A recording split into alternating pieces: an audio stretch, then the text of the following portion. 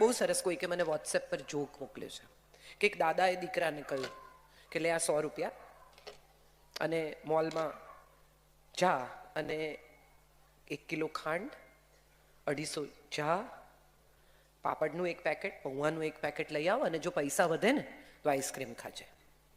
એટલે છોકરાએ નોટ જોઈ, દાદાજીની સામે જોયું અને કહ્યું કે આટલામાં આટલું ના આવે. એટલે દાદાજીએ એને કહ્યું કે અરે અમે તો આનાથી અડધા પૈસામાં આનાથી વધારે વસ્તુઓ લાવતા હતા અને પૈસા બચે એમાંથી આઈસ્ક્રીમ પણ ખાતા હતા. એટલે છોકરાએ કહ્યું કે પણ ત્યારે સીસીટીવી નહોતા ને.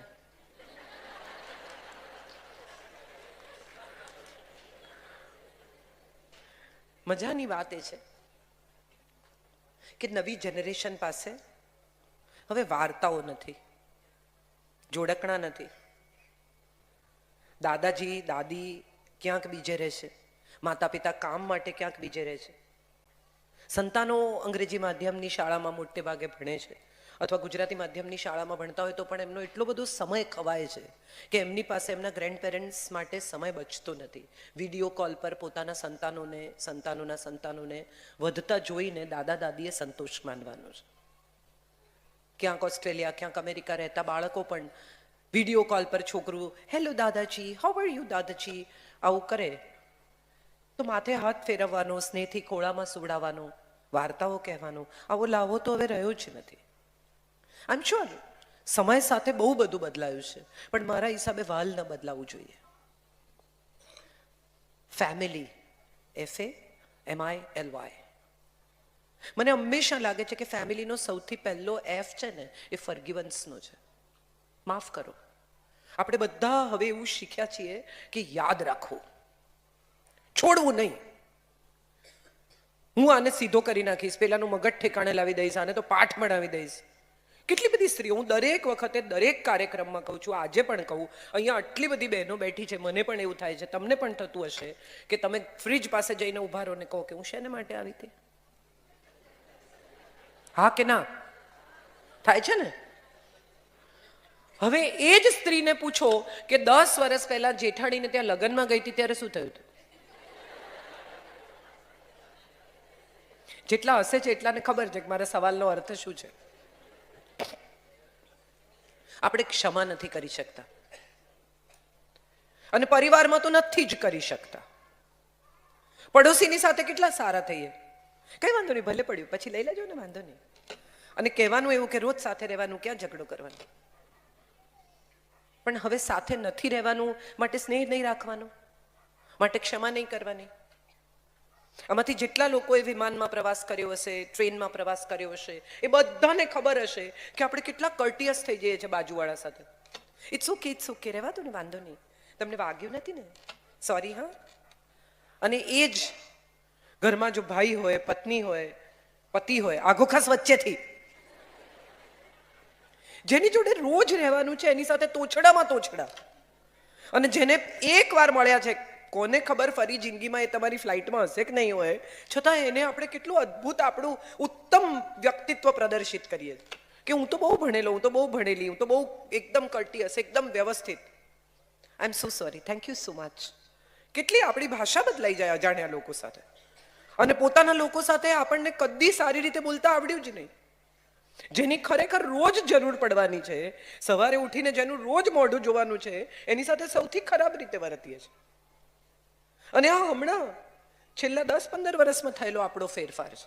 આ પહેલા નહોતું, આ હમણાંથી થયેલો આપણો ફેરફાર છે.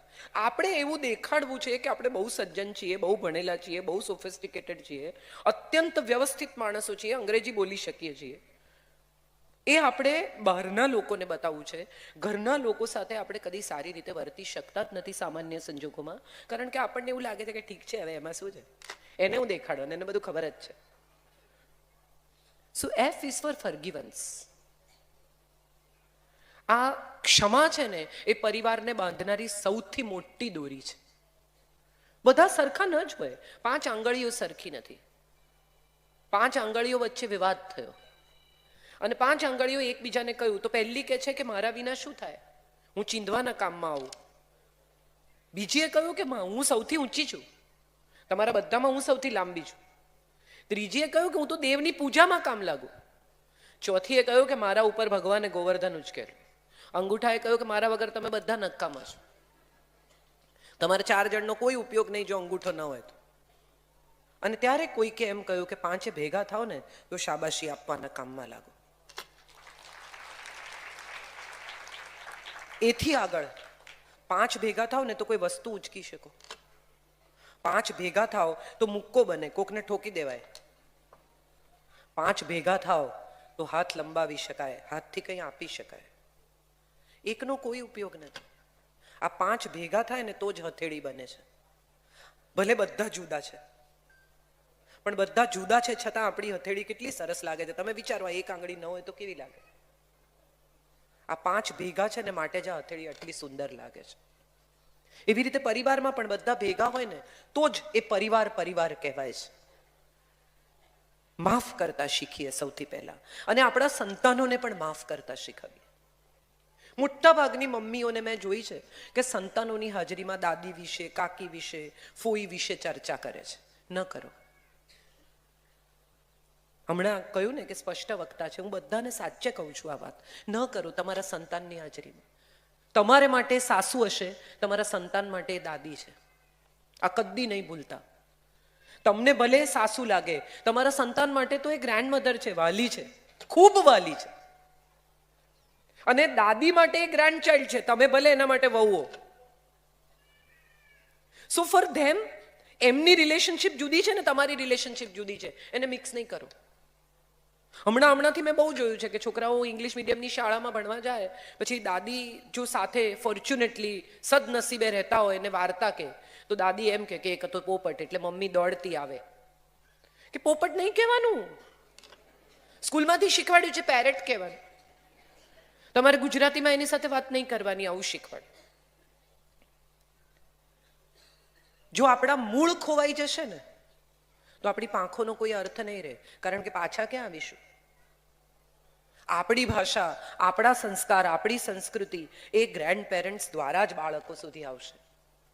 નાનું 3 વર્ષનું બાળક ઘરમાં દાદા દાદી હોય ને તો શ્લોક બોલતા શીખી જાય, અને તમને ખબર ન પડે કે ક્યારે શીખી ગયું.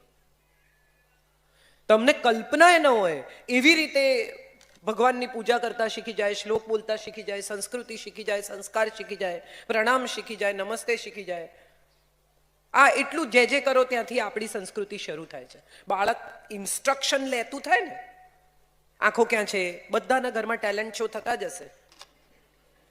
છોકરું સહેજ સમજણું થાય એટલે ટેલેન્ટ શો કરે મા બાપ. જો બતાવી દો અંકલને આંખો ક્યાં છે, એટલે આમ બતાવે, પછી હાથ, પછી કાન.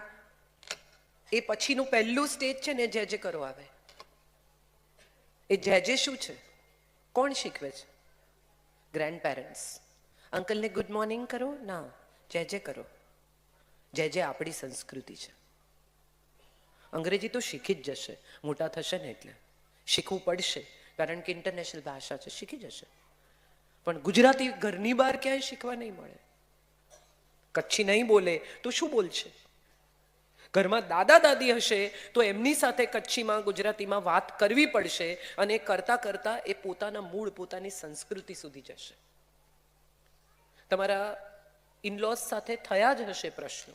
ખાસ કરીને મારે બહેનોને આ વાત કહેવાની છે કે એવું શક્ય જ નથી કે સાસુ વહુનો સહવ કોઈ મનદુખ, ઝઘડો, મતભેદ ન થયો હોય. પણ સૌથી પહેલા ક્ષમા કરજો, કારણ કે તમારા સંતાનને એની જરૂર છે, એને દાદીની જરૂર છે, એને વાર્તાઓ સાંભળવાની જરૂર છે. આ વાર્તાઓ રામાયણ, મહાભારતની કથાઓ છે જે આપણી સંસ્કૃતિનું, આપણા સંસ્કારનું, આપણા વ્યક્તિત્વનું ઘડતર કરે છે. આપણે ભૂલી ગયા. હવે આપણે સીધી સિન્ડ્રેલા, પિનોકિયો સંભળાવીએ છીએ. આપણે લાલાની વાર્તા, શકટાસુરની, બકાસુરની, પૂતનાની, નાગદમનની કથાઓ હવે આપણા સંતાનોને ખબર નથી. હમણાં જ એક દિવસ એક બહુ જ જાણીતા એક્ટરને કોઈકે નરસિંહ મહેતાનો રોલ ઓફર કર્યો, તો એણે પૂછ્યું કે એક્ઝેક્ટલી કોણ હતા એમ. એટલે મેં એને કહ્યું, મેં કીધું એક્ઝેક્ટલી કોણ હતા હું તારા પપ્પાને ના પૂછતો, કારણ કે એના પપ્પા પણ બહુ મોટા એક્ટર હતા, તો તને 3જે માળથી ફેંકી દેશે. મજા એ છે કે આપણે બધા પરિવારની સાથે જોડાયેલી કેટલી બધી બાબતોને મિસ કરવા માંડીએ છીએ. સો F is for forgivance. Let us forgive. I is for integrity and independence both. સ્વતંત્રતા સૌને જોઈએ છે. કેમ અમારે બધું પૂછીને કરવાનું? આવું આટલું નાનું છોકરું એ પણ હવે કહે છે. 2 વર્ષનું બાળક એમ કે હું તને કહું છું તારે શું પહેરવાનું, બસ તો મને નહીં કહેવાનું મારે શું પહેરવાનું. આ સ્વતંત્રતા છે. પણ આ ઇન્ડિપેન્ડન્સની સાથે જો ઇન્ટિગ્રિટી નહીં હોય ને તો એ સ્વચ્છંદતા થઈ જશે. ગુજરાતી ભાષા અથવા કચ્છી ભાષા સાથે જોડાયેલા કેટલા બધા લોકોને મારે આ વાત કહેવી છે કે બધા અંકલ છે અંગ્રેજીમાં, હા કે ના, ને બધા આંટી છે. ગુજરાતીમાં આપણી પાસે રિલેશનશિપ માટે અલગ અલગ ટાઇટલ છે. આપણું ગુજરાતીનું એક જોડકણું છે, હું અનેક જગ્યાએ કહું છું, મારે આજે પણ કહેવું છે. સોની પોળમાં થાતો શોર, ચોરી કરવા ચાલ્યા ચોર, સિપાઈ મળ્યા સામા, બાના ભાઈ તે. કેમ આટલા બધા લોકો અવાજ નથી આવતો? મામા લાવે છુક છુક ગાડી, બાને માટે લાવે સાડી, સાડીના રંગ પાક્કા, બાપના ભાઈ તે. કાકા કાકા કારેલા, કાકીએ વઘારેલા, કાકી પડ્યા રોઈ, બાપની બેન તે. ફોઈ ફૂલડા લાવે છે, ફુવાને વધાવે છે, ફુવા ગયા કાશી, બાની બેન તે. 16 લીટીમાં 4 રિલેશનશિપ તમે બાળકને શીખવી શકો. આ આપણી ભાષા છે. આ ભાષા આપણે આપણા વારસામાં નથી આપી શક્યા કારણ કે જે વારસો આપી શકે એવા લોકો આપણી સાથે રહેતા નથી. અને સૌથી મજાની વાત શું છે ઇન્ટિગ્રિટી અને ઇન્ડિપેન્ડન્સની ખબર છે? માતા પિતા, દરેક માતા પિતા, આમાં આપણા માતા પિતા, આપણે માતા પિતા, બધાની વાત છે. જ્યારે બાળક જન્મે ને ત્યારે એમની પાસે એવો સમય નથી હોતો એ કમાવામાં, ફ્યુચરના વિચારોમાં, ઇન્વેસ્ટમેન્ટ્સમાં, બીજા બાળકની એક નસીબ વિશેની આખી ડિઝાઇન બનાવવામાં, એને માટે ઘર, એને માટે ઇન્વેસ્ટમેન્ટ, એને માટે આમ, એના એજ્યુકેશન માટે પૈસા, આ બધું કરવામાં માતા પિતા અત્યંત વ્યસ્ત હોય છે. જ્યારે દાદા દાદી પ્રમાણમાં નવરા હોય છે. અને એ જ્યારે ફ્રી હોય ને ત્યારે એમણે પોતાના સંતાનને જે સમય નથી આપ્યો ને બધો સમય એને પોતાના સંતાનને આપવો છે, જે આપણે મિસ કરી ગયા છીએ. એક બહુ જ સુંદર વિનેશ અંતાણીની નવલકથા છે દરિયો, લઘુ નવલ. મને ખબર નથી કોઈએ વાંચી છે કે નહીં, પણ વિનેશભાઈ કચ્છના છે માટે મારે આ વાત અહીંયા મેન્શન કરવી છે. એમાં દાદા અને ગ્રાન્ડચાઇલ્ડના સંબંધની જે વાત કરી છે, 2 જ જણાની વાર્તા છે પણ ગજબ વાર્તા છે. અમારા એ દાદા વિપુલ વડશા ભવ્ય વિભવી, વિશાળી છાયાએ અમ સકળ સંતાપ હરતા, હતું એ હૈયું તો. કેટલી સુંદર વાર્તા. તમે વિચાર કરો એક ગ્રેન્ડફાધરની કલ્પના કેવી હોય. So independence is wonderful thing. I am not saying independence is not wonderful because I am an independent person અને મારો ઉછેર ખૂબ ઇન્ડિપેન્ડન્ટલી થયો છે. પણ જો હું આ ભાષા સારી બોલી શકું છું અથવા હું ખૂબ વાંચતી થઈ તો એને માટે મારે મારા ગ્રેન્ડફાધરને થેન્ક યુ કહેવું જોઈએ. હું આજે જે કંઈ છું એમાં મારા દાદાજીનો ખૂબ ખૂબ ફાળો છે. સો આપણે બધા આ વાત સમજવી જોઈએ કે એક પરિવારનું ઇન્ટિગ્રેશન પણ એટલું જ મહત્વનું છે જેટલી એક વ્યક્તિના ઇન્ડિપેન્ડન્સનું મહત્વ છે. એકલો સ્વતંત્ર માણસ શું કરશે? આપણે આ જે ઇન્ડિપેન્ડન્સ અને ઇન્ટિગ્રિટીનું પ્રમાણ છે ને એને ગૂંચવી કાઢ્યું છે.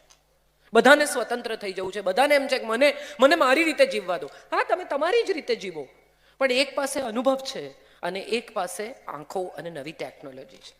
આ બંને જો ભેગા થઈ શકે તો કેટલું અદ્ભુત પરિણામ આવી શકે જેનો વિચાર આપણે કરતા નથી. એક ઘરમાં બહુ મજા આવે. મેં હમણાં જ એક મોમ, મમ્મી અને સાસુજી આવો એક લેખ લખ્યો હતો. સવારના દાદાજી એમ કહે કે બ્રેકફાસ્ટમાં એમને શું ખાવું છે અને છોકરાઓને બ્રેડ ખાવી છે. પછી મારી ઉંમરની જે સ્ત્રીઓ છે બધી 50-55ની આજુબાજુ, એ બધાની ફરિયાદ બહુ ઇન્ટરેસ્ટિંગ છે. એ બધાનું કહેવું એવું છે કે અમે અમારી સાસુની બહુ સેવા કરી, હવે અમારે અમારી વહુની સેવા કરવાની. આઈ એમ શ્યોર આમાંથી ઘણા લોકો મારી સાથે અગ્રી થશે કારણ કે વહુઓ હવે કામ કરે છે, ભણેલી છોકરીઓ. અને હું ઘણી વાર કહું છું કે પપ્પાની પરી ને મમ્મીનો રાજા બેટો, આ 2 જણા પરણે. હવે જે પાપા કી પરી છે એ મમ્મીના રાજા બેટા સાથે પરણે, પછી એને પરી નથી રહેવાનું એ વાત એને કહે કોણ? એટલે એ બિચારી સાસરે જાય પછી એને પાંખો કબાટમાં વાળીને સાચવીને મૂકી દેવાની છે, ઉડવાનું નથી. જો એ ઉડવાનો પ્રયત્ન કરે તો પ્રશ્નો શરૂ થઈ જાય છે. ગમે તેટલું ભણેલી પુત્રવધુ ઘરમાં આવે તો સાસુને મજા એ છે કે અમે તો આમ કરતા હતા, પણ તમે કરતા હતા એ વાતને 50 વર્ષ થયા, એ પછી 5 દાયકા પસાર થઈ ગયા, એ આપણે ભૂલી ગયા છીએ. ગમે એટલું કરો તો એ શર્ટના કોલર હાથે જ ઘસીને વોશિંગ મશીનમાં નાખવાના. મશીનમાં કોલર ચોખ્ખા ધોવાતા નથી. આવી સાસુની માન્યતા છે. એટલે તો આ લોકો એડ બનાવી 10 હાથો કી શક્તિ, કે હાથ છે ભાઈ, આમાં હાથથી થાય છે. અહીંયા પાણી છે, ડોન્ટ વરી. શિલ્પાબેન બહુ કેરિંગ છે.